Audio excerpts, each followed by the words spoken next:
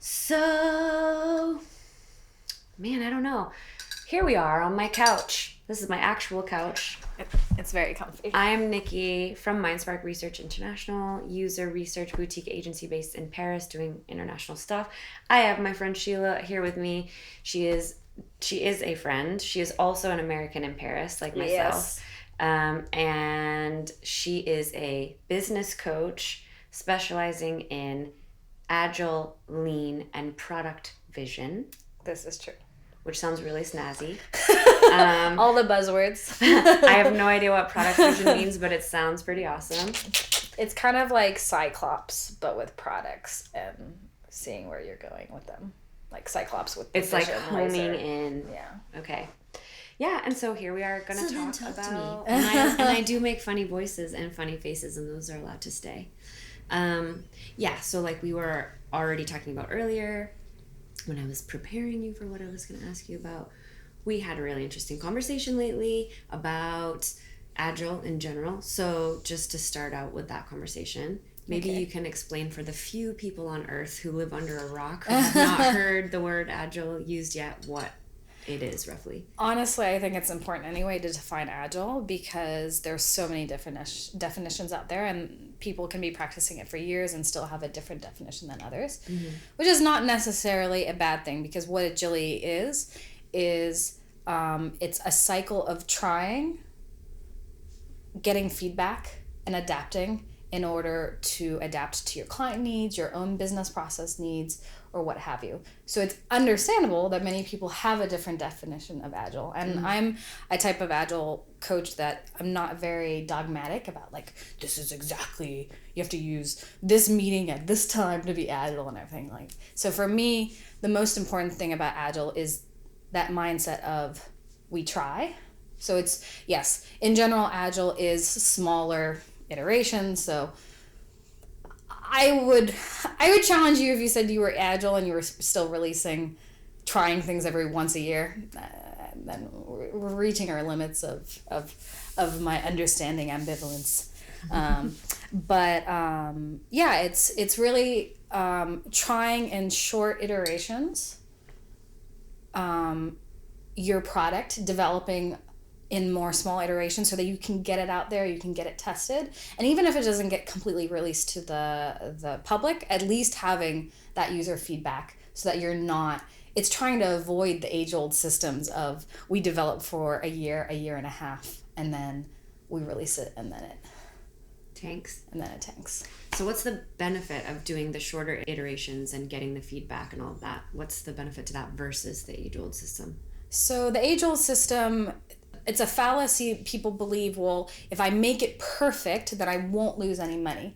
So they spend a very long time in honestly, usually an echo chamber, hearing exactly what they want to hear, without feedback from actual people, actual users, and thinking they're making it perfect to save money, but in fact, you save more money by rapidly, even sometimes failing. Agile has a big culture of fail fast, learn fast, to hopefully have enough small cost iterations to get to that final good product, then wait a long time to get that learning. It's basically get the learning as quick as possible, and adapt your product to your market as soon as possible. Also, one part that I haven't touched on is the whole human aspect of Agile. So Agile is all about an empowered team. So we hire people not to control people, because we think, once again, that's a fallacy. Like, well, I'm a manager, I'm paid to control people, so I know better, versus thinking, well, I was the manager who worked with my team to hire these people, so now I should trust them and empower them, and then let them do their job, which hopefully then saves us money, because more eyes on the job is better than one eye on the job. So Agile is also about, yes, rapid feedback, rapid adaptation, but also everybody together, everybody on the team together, and also a very multifaceted approach to product development. So not just one person in their a cubicle designing it, but it's very closely linked with user research, with even bringing users into the offices, with having even developers do user support so that they understand more about the people on the other side. Yeah, so it's also a warm fuzzy part, which is the one that I love the best. Is an Agile team hopefully is a happier team because they're connected directly to the purpose. So that's cool. And obviously the reason why we were talking about this is because there's overlap with our work, because we do user testing and that kind of stuff. What's been your experience with how businesses actually do conduct user research? Like, are they actually doing it in some of the Agile systems that you're working on? Usually not, yeah. So point number one. Yeah. And then point number two, when it is happening, in the rare cases maybe that it is happening, how is that feedback actually used and taken on board? Yeah. Okay, like, let's put this on the record. There is a lot of quote-unquote bad Agile out there. It's a lot of people using Agile, and sometimes it's not a nefarious thing where they're like, ha ha ha, I will get them to use Agile because it's a buzzword and I will get all the money, and it's not really Agile. Sometimes it's honestly they think they're doing it and they think but it's a process. Like I said, Agile is a cyclical thing where we look at what we learned and then we change, and that includes processes. So as far as user testing, let's be clear, there is a lot of bad Agile out there where Agile is just seen as fast. And there's bad user research. Yes. Yes. And it's not always nefarious, and people are just using it to get like their promotion. So I'm going to put in place Agile, and it's not really Agile, and I'm just going to make people work really. Sometimes it's too often considered, oh, well, we're just going to do things fast. And because we're doing things fast, because it is true, it's more of a cadence that hopefully is sustainable, but it is a shorter cycle than, let's say, waiting a year to release. Because it is so often, it's hard often for teams to integrate user testing into that. So it is a challenge to design your user testing so that it keeps up honestly with the development. So sometimes people don't do it because they'll like, you know what, we'll test it when it's live. Which in some cases might be useful to test it live, but still, like, when you put it live, then have the user research with professionals or with people on your team that, you know, are following your testing philosophies that you need.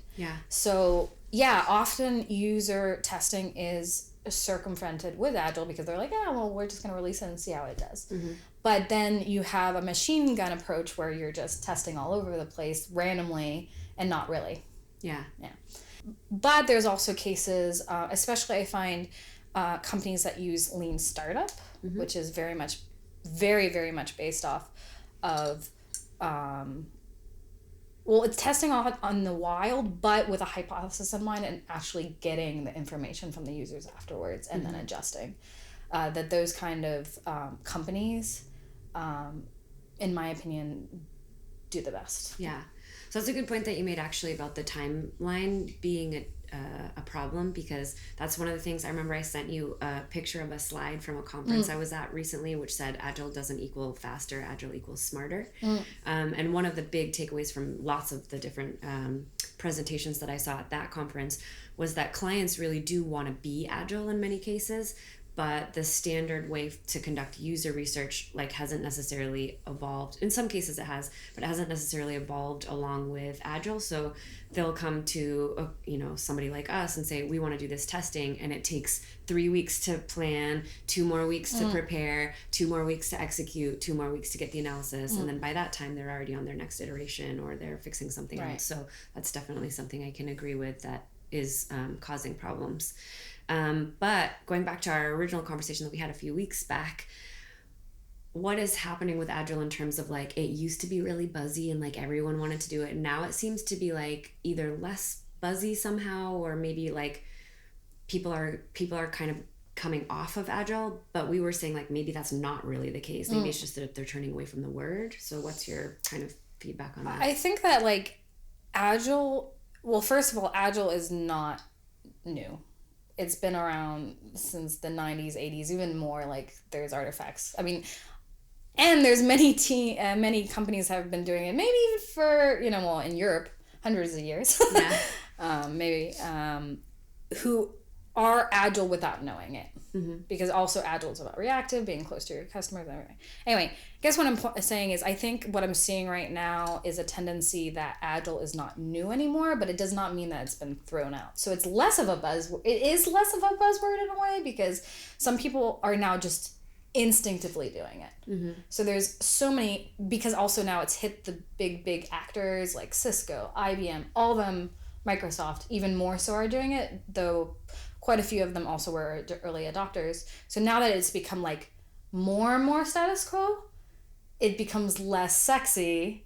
So then people are turning on, well, what's the next solution? So I'm wary of, well, is it just the factory of we want the next methodology, we want the next thing? Or is it that also it's been, like I said, misused quite often? And yeah, I think we should always question Agile, but I think why I also believe in Agile is because I use a very, very open definition of it. And for me, the definition of Agile is, well, it doesn't work, then change. And it's true, not all teams, not all companies are going to be able to release every day, every 2 days, every 2 weeks. Every company's definition is, or need for their users is going to be different. And so if they're just going off of the handbook of, let's say, Scrum, or some consultant told them and that it has to be every month and then it didn't work for them, then they just then they throw it out. So I don't know. There's still quite a strong Agile community. The name's been maybe a little bit misused, but I don't see it going anywhere anytime soon. It just, maybe we'll start calling it something else. Yeah. Yeah. So you wrote a blog recently about the Agile mindset. Yeah. So tell me, what is the Agile mindset? Even though I read the blog. Like, tell me anyway. So for me, the most important thing, because I've now seen Agile in many different contexts, because I've been doing it 10 years now. So I've seen it in government, I've seen it in startups, I've seen it in big companies, multi-international. So the thing that makes the biggest successes, though, is to have that mindset. And more we're coming to understand that if companies don't have this mindset, to even consider becoming agile is not going to work. So what is that mindset? So first of all, it is an open to learning, open to failing, but basically you're just paying for learning, which is not necessarily a bad thing.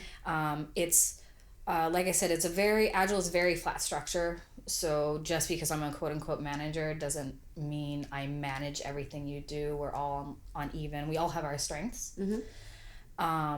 It's very much about being close to the customers, and that it's important to understand their needs, to bring them into the loop, to hear them, and then translate, and then try different things.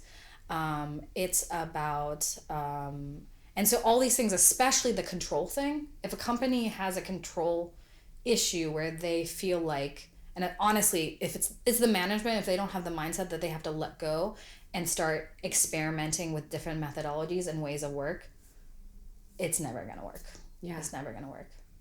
And also a big thing about the mindset is having management that can admit that they fail. So a big about mindset is, yeah, we learned, we tried this, it didn't work. Yeah.